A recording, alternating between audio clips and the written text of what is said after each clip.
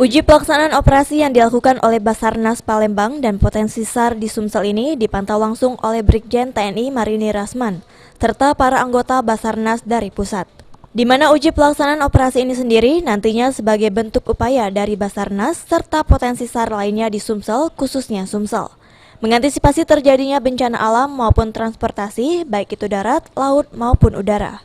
Sejauh ini disampaikan oleh Brigjen TNI Marini Rasman, hubungan Basarnas dengan potensi SAR di Sumsel cukup baik, sehingga terjalin kerjasama dengan tujuan akhir menghindari korban jiwa. Selatan ini antara Basarnas dengan potensi sudah terjalin yang sangat-sangat bagus. Sangat-sangat bagus. Artinya bahwa apabila terjadi sebuah musibah atau sesuatu yang membutuhkan pertolongan, maka bukan hanya Basarnas yang terjun tetapi seluruh lapisan masyarakat.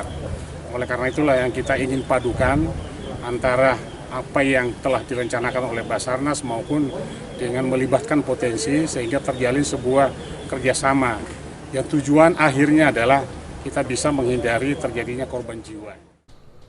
Dalam uji pelaksanaan operasi SAR ini akan melibatkan sebanyak 80 orang, di mana nantinya semua peserta akan dilihat kesiapannya dalam hal pencegahan dan mengantisipasi terjadinya bencana. Firman Hidayat, PAL TV.